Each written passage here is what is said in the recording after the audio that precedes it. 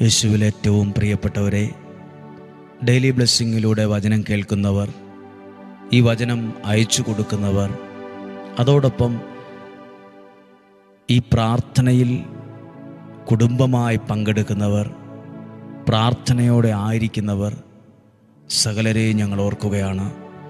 പ്രത്യേകിച്ച് ഈ ദിവസങ്ങളിൽ ആയിരക്കണക്കിന് കുഞ്ഞുങ്ങളുടെ പേരുകൾ, നിയോഗങ്ങൾ ഞങ്ങൾക്ക് ലഭിച്ചിട്ടുണ്ട്.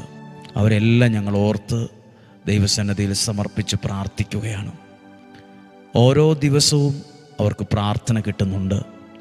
അതവരുടെ ബുദ്ധിയെ പ്രകാശിപ്പിക്കും, അതവരുടെ ജീവിതത്തിന് പ്രചോദനം കൊടുക്കും. ദൈവത്തിൻ്റെ ഒരു സഹായം ലഭിക്കും.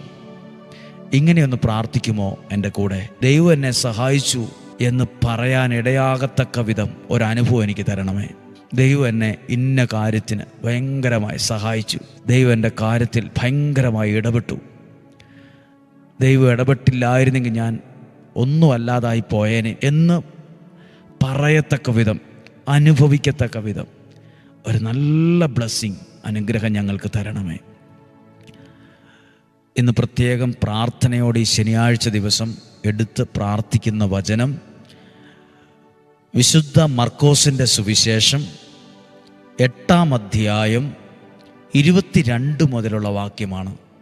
അന്ധന് കാഴ്ച. കണ്ണ് കാണാൻ പറ്റാത്തൊരാൾക്ക് യേശു കാഴ്ച കൊടുക്കുന്ന ഒരു ഭാഗമാണ്. ഈ വചനം നിങ്ങൾ വായിച്ചിട്ടുണ്ടാകും, ശ്രദ്ധിച്ചിട്ടുണ്ടാകും. ഞാനത് വായിക്കുകയാണ്. മർക്കോസിൻ്റെ സുവിശേഷം 8-ാം അധ്യായം 22-ാമത്തെ വാക്യം. പിന്നീട് അവൻ ബെത്സയിദായിലെത്തി. കുറേ പേർ ഒരന്ധനെ അവൻ്റെ അടുത്ത് കൊണ്ടുവന്ന് അവനെ സ്പർശിക്കണമെന്ന് യേശുവിനോട് അപേക്ഷിച്ചു. ഒരു മധ്യസ്ഥ പ്രാർത്ഥന.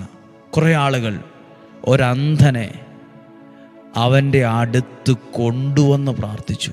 നമ്മളെന്തിനാണ് നമ്മുടെ കുഞ്ഞുങ്ങളുടെ പേരുകൾ എഴുതി ദൈവസന്നിധിയിൽ കൊണ്ടുവന്ന്, പ്രാർത്ഥനയിൽ കൊണ്ടുവന്ന് പ്രാർത്ഥിക്കുന്നതും ഇത് തന്നെയാണ്. കർത്താവ്, എൻ്റെ കുഞ്ഞിനെ സ്പർശിക്കണമേ. ഈ ആലയത്തിൽ എഴുതിയിട്ട ആയിരക്കണക്കിന് കുഞ്ഞുങ്ങളുടെ മക്കളുടെ പേരുകളുണ്ട്. ഞങ്ങൾ പ്രാർത്ഥിക്കുന്നത് ഇങ്ങനെയാണ്: കർത്താവ്, ഈ കുഞ്ഞുങ്ങളെ സ്പർശിക്കണമേ. അവരെ അടുത്ത് കൊണ്ടുവന്നത്, അവരുടെ പേരെഴുതി ഇവിടെ വച്ചത് ഒരു നിയോഗത്തിലാണ്. സ്പർശിക്കണമേ എന്ന് അപേക്ഷിച്ചു. 23-ാമത്തെ വാക്യം. അവൻ അന്ധനെ കൈക്ക് പിടിച്ച് ഗ്രാമത്തിൻ്റെ വെളിയിൽ